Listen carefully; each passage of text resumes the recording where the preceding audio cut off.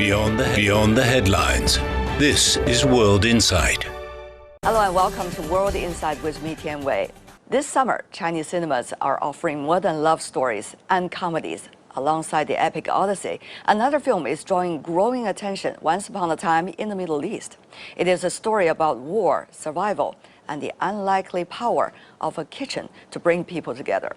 Today, we brought together filmmakers, commentators, and movie fans to explore not only the film, but a bigger question: why do stories like this matter, and why does the world need more of them? But first, the story. Xu Fu is an ordinary Chinese chef who travels to the Middle East to work off his family debt. With local partners, he opened a restaurant called the Dragon Restaurant, serving Chinese food in a foreign land.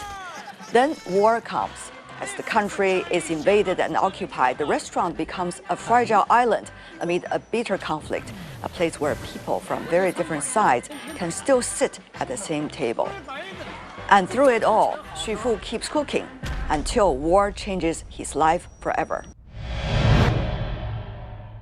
Didi, David, Jin, thank you so much for joining us to talk about this fascinating movie. Our pleasure. Yeah, thanks for having us. Once Upon a Time in the Middle East, actually its Chinese name is called Welcome to the Dragon Restaurant. I'm sure every one of you had the experience of dining once, twice, or maybe many years in a Dragon Restaurant. Tell me about it. Yes, well, actually, when I was watching that movie, I had a lot of memories of being in a Chinese restaurant in a Middle Eastern or a different context. The first time was in Djibouti. I was there for a few weeks, and they had exactly two Chinese restaurants. One that was kind of a dragon restaurant, but the other was just, I guess, the proprietor was from mainland China. And they had some of the best Chinese food I've ever had. I mean, we thought we would be disappointed. And they even had baijiu, the alcohol that goes with it, Chinese right? liquor, yeah. Right. Wow. But That's the only problem was a plate of kung pao chicken cost about 10 times what it would cost in China. Yeah. So that was the problem. Come on, it's in Djibouti, right? I mean, if you have a Chinese restaurant, okay, you can already enjoy it. It was a miracle to have it. And right now, I'm in Addis Ababa at the moment, and there is quite a Chinese population here, and they basically cater to. There's enough Chinese that they cater to the Chinese population. So we go there, great. You can get hot and everything. Very, very, very dao, very genuine. And Jin, what about for you? For me, I think the Dragon Restaurant all across the world is a spiritual home for every Chinese, including me, because actually, as we could see, for example, for me, every time I visited different Middle Eastern countries, I will choose at least one Chinese restaurant in the destination country to share on the one hand, of course, to change my stomach because I have to get used to the food of different countries, but I still miss the home and the taste from my own country, homeland. But also on the other hand, it was a good way for me to communication of the information with the host of the restaurant to chat about the different informations with local people. So it's a good thing. And Didi, I'm sure China has already become your spiritual home. And the Chinese restaurants everywhere in the world must be places that you can invite your friends to. In London and Los Angeles, Boston, they're great gathering spots, especially if you have Chinese visitors, because as we know, Chinese people travel all over the world, but they always prefer Chinese food over any other cuisine. So. The restaurant that we're talking about is not an ordinary so-called a dragon restaurant, but a dragon restaurant in the middle of a war. Since we talk about the movie Once Upon a Time in the Middle East, well, it's about Xu Fu, which is an ordinary chef from China, and went to the Middle East and tried to run a small restaurant together with a restaurant operator just to make sure he earned enough money to reduce the home debts. However, over there, the war started, yet he continued to cook in that small restaurant. Amazingly, that small place has become a place not just for food, shelter, but also a shelter for souls, so to speak. Didi, I know you are among those responsible for the global distribution of this movie. You know the director, you know the cast so well. But when you watch the movie for the very first time, what does that story say to you? When I screened the movie about a month and a half ago privately, it's a very, very powerful film because it's not just about food, it's about what war does to children, how war takes people's humanity, but within that context of war, the relationship between the chef and the young orphan who becomes like a son to him is one of the most powerful stories I've seen in a movie in a long time, not just a Chinese movie, in any global movie. It's really, it's a terrific film, and it's shot in Chinese, Arabic, and English, and it's very hard to distinguish. You wouldn't necessarily, when you see this movie, identify it as a Chinese movie because it's a global film. I mean, the filmmaking is phenomenal, and as I think much of the audience is familiar with Wen Muye, the director who directed a film called Dying to Survive, which changed cancer drug policy in China. He's a he's a brilliant filmmaker. I think one of the best filmmakers working in the world today, not just in China. David, you've been in China long and watched many Chinese movies. Now, this movie, as Didi said, is a global one. Tell me more about your thoughts watching the story. It was definitely about Chinese food. So in that sense, but actually, since it was in a foreign country, food became the sort of nexus for all the kinds of tragedies that were happening. And the chef turns out the hero because food is something that brings people together. And by the way, there was a section of it that kind of showed that alcohol also brings people together. I thought that was quite interesting. In the Chinese culture. Absolutely. As you know, the banquet etiquette very well. Absolutely, from the soldiers to everyone. And so it was very touching. I even shed a few tears at the end of the show of the film because it was so dramatically. And for me, I think the tragedy of the film overall was the fact that that there was really no villains and no heroes, that everyone was a victim of the war, and the people who struck out and seemed to do just absolutely horrible war crimes or crimes of vengeance were also just victims of the war. And that included, say, the American soldiers who acted like animals sometimes, but they were just lonely kids that wanted to go home. So the ending was very, very good too, because the chef knew that food could dissolve those ties of anger, and he was very happy that he was able to bring peace through his food. Jin, your thoughts. You are a Chinese expert on Middle East politics, and I've been talking to you on topics of the war lately between U.S. and Iran, but I want to feature you this time also in this discussion because you can bring us a different layer to the story we're seeing in the movie. Well, I think the movie is for me, the very major progress in Chinese movie career, Chinese movie market. I mean, it's very good idea to get to introduce audiences with the so-called Dragon Restaurant, because the Dragon Restaurant, as Dee and David just said, not only the kind of the food places, but also the place that connecting different peoples. So that's why it offers the audiences a way that from the Dragon Restaurant and the people in the Dragon Restaurant to watch what is happening in the Middle East and what the disasters brought by the war towards this region. So that's why I think it's actually the very, very major progress for the Chinese movie makers, because traditionally we maybe make the movies about this region, but we always say, okay, somebody is good, somebody is bad. But now we are trying to show that in this movie, they're trying to show that everybody is suffered by the war. Everybody is a victim. Nobody is totally good or totally bad. Among the cast are actors who know the story from personal experience. Alobadi Amin was born in Iraq and lived through war with his family more than 20 years ago. He later moved to China and became a journalist. In the film, he plays a waiter at the Dragon Restaurant after the war. So what did it mean for him to return to that experience through a movie? Alobadi, thank you so much for joining us. Thank you. You play the role of a waiter in the Dragon Restaurant after everything settled in peace. So tell me about your thoughts playing that role in a movie like this. 首先这个电影是我从2022年就开始有所了解，对 I had known about this film's theme since 2022. It was truly a great honor to be part of this film because the director is Wen Muye, the lead actor is Shen Tang, and I starred alongside Shen Tang for about a month. I really think it was a very meaningful experience. The theme of this film is truly moving and made me really want to be involved. At first, I hadn't planned to take part because I didn't know much about the film at the time.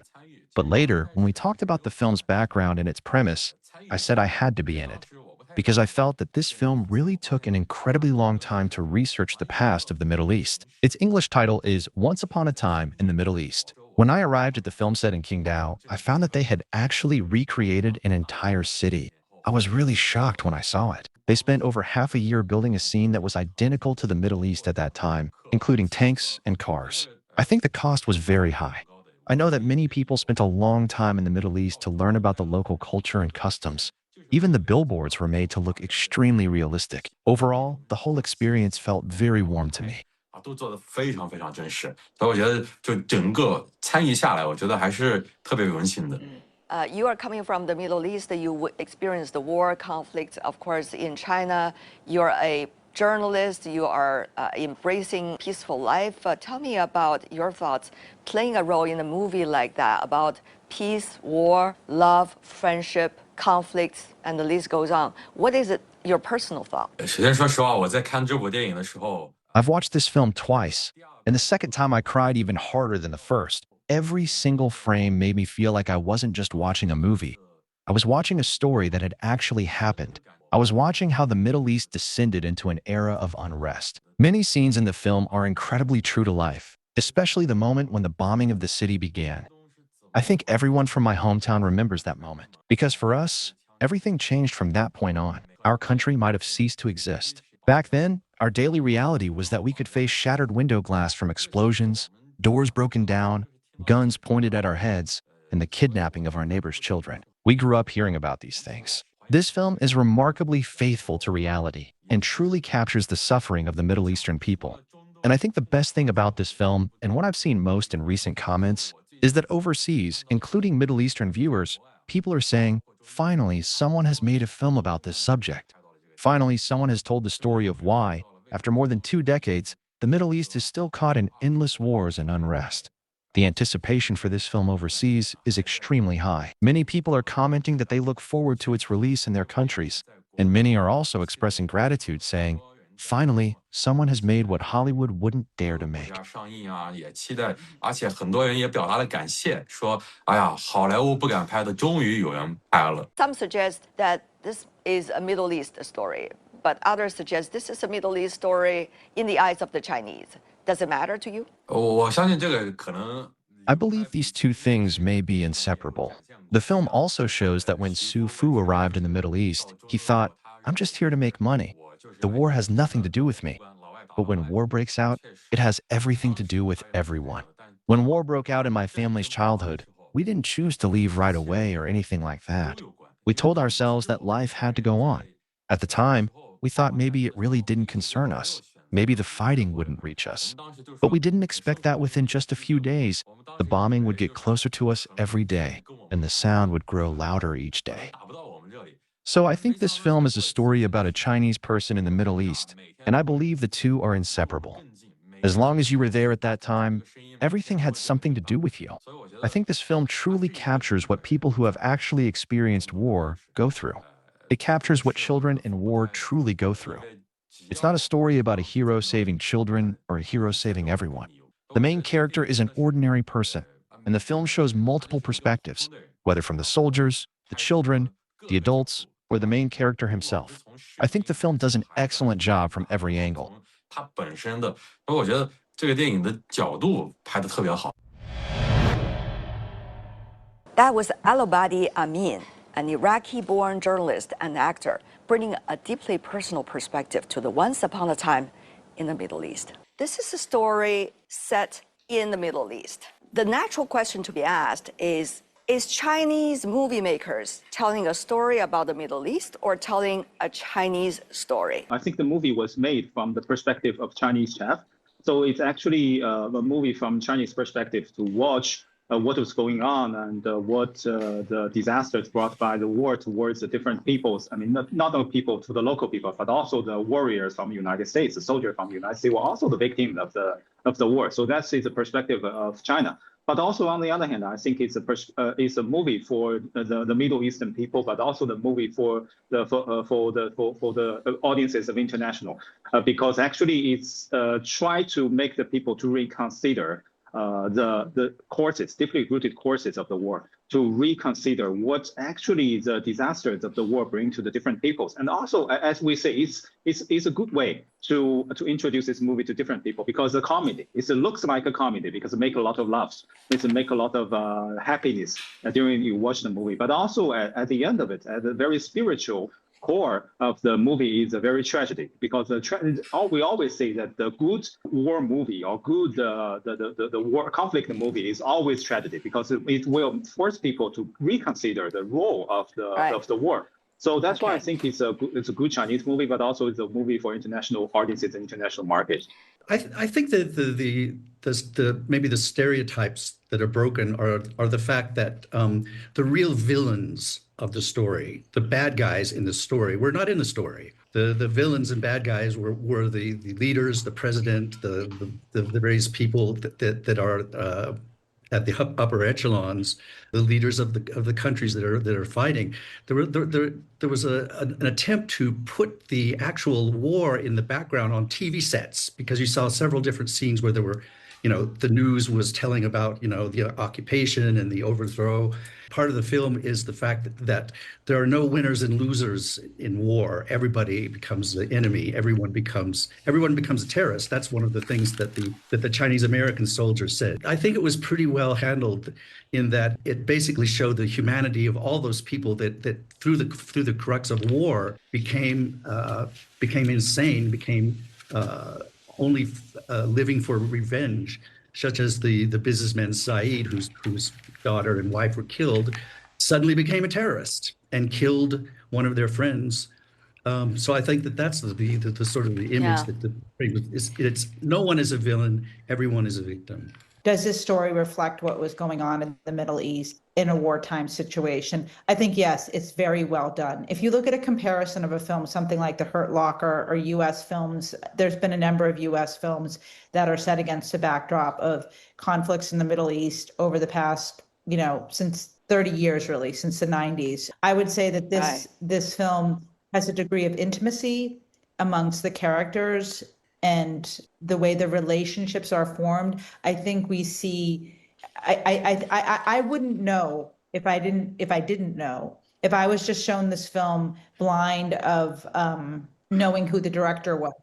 As somebody who's seen a lot of movies, it's my job, and making them, watching them, buying them, selling them. I would say that, and it's interesting because this is a comment, I'm showing it to US buyers right now. And I get this feedback a lot, like, wow, this doesn't feel like a Chinese movie. This is such an international movie. It's not what people expect from a Chinese filmmaker. I wouldn't necessarily identify the film as a Chinese filmmaker had I not known that when I was walking in to watch the movie, if I went into it blind. So I would say yes. I was talking to him several years ago, and he was telling me this before he made the film, and he was telling me the story of the film, and I didn't really get it. I have to say, I'm like, oh, okay. I'm like, that's interesting, but I'm like, what? Like, huh? It did. I did not get it. Clearly, he spent a lot of time getting to know people who have lived through wars, and did a lot of homework before he made this film, because the degree to which you feel what people are going through. Can a Chinese filmmaker tell a story about the Middle East? I think we have to look at this movie. It is a brilliant film, whether it's a Chinese filmmaker that made it. It is a brilliant film, whoever had made it. And so it puts it in, I think, category of, great movies. It's now it's certainly in my top 10. This is really a movie that is working so well in the box office. We also see Odyssey, another great movie made by Nolan, also running at the same time in the theater. Both are about peace and war. I'm sure all of you have watched both movies. it is just an interesting comparison, thinking about the two all at the same time in the movie, made by great directors, great story plots, whether it's from history or recently scripted. Didi. For me, what I really appreciate about Once Upon a Time in the Middle East is it feels much more intimate to me. The relationships feel it feels very real. And where the Odyssey, again, I'm a huge Christopher Nolan fan, and I like the movie. Epic. I wouldn't say it's my favorite. Yeah, I wouldn't say it's my favorite movie of his, though. Again, I think it's all the bells and whistles are there. It's enormous. I actually saw it on an 80-foot screen, and it's, again, stunning visually. I like the storytelling in Once Upon a Time in the Middle East better because it's so powerful. It's so visceral. It's so real today. And as we know, I think when the movie is released overseas, it will be very interesting because there's a conflict going on in Iran right now, and it makes you think about the children, and it makes you think about the children in Gaza and what's happening to these kids, and will they be lucky enough to have a Chinese chef or somebody take them under their wings and guide them through these very difficult war they're living through. And I think for that reason, it really hits home right now. And I think that's why the film will be very impactful when it's released outside of China and as well. You mentioned not only the Dragon Restaurant, but also the movie about all the seals. And both of the movies, actually, they touch different things to what they touched before. Because all the seals, he was usually defined as a kind of a hero, because he was a hero on the battlefield, but also he went after he goes back to his home, he revenged and killed all the so-called invaders to his home to save his family. So that's why, but then if we look at the new film, it's actually full of the tragedy, full of the rethinking. It's full of the rethinking about the war, the meaning of the war, the meaning of the cheating, the meaning of the defending. So that's why I think it's a kind of new meaning for the war, added to the war from the director of the movie. But also, if we look at the Dragon Restaurant, it's also the same. Because the tradition, if they watch a movie war, they always should be the hero. He's doing everything for right.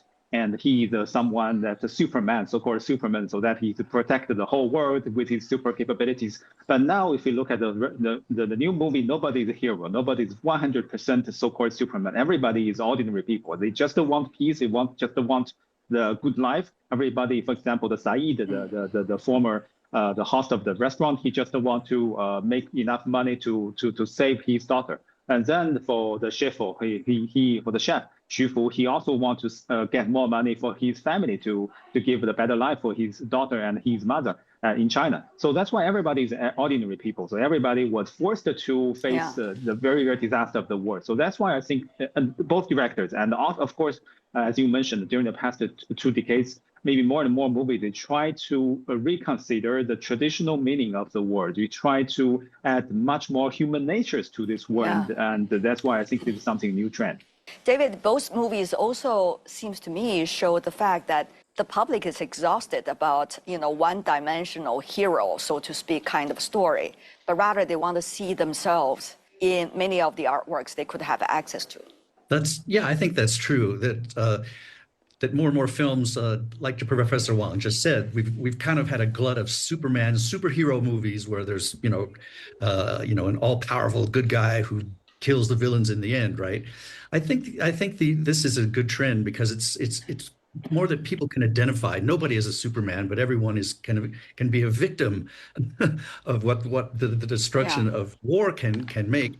And I also thought that a similarity between the two movies is that in a way it's about homesickness. It's about the fact that you're away from home. You want to go home, and even the one of the most poignant scenes is the Chinese American guy Tony, who's cursing these kids and saying they're villains, they're evil, they're terrorists, and then Xu Fu feeds him come on, just eat.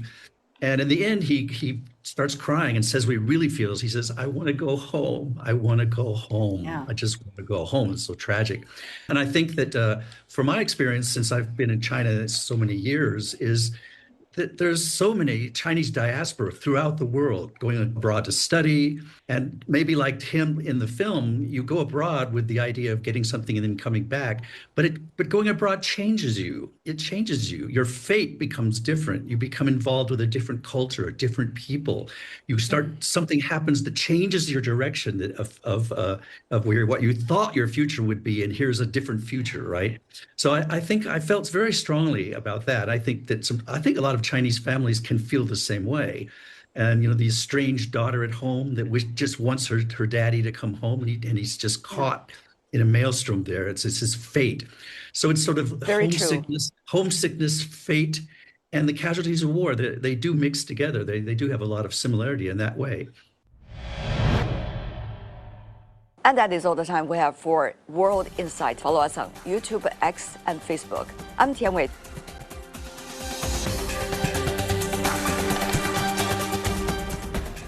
Post Plus, a selection of the best podcasts in China, covering history, customs, music, literature, and in-depth dialogues. Find your way to a wealth of Chinese culture and thinking, all on Post Plus.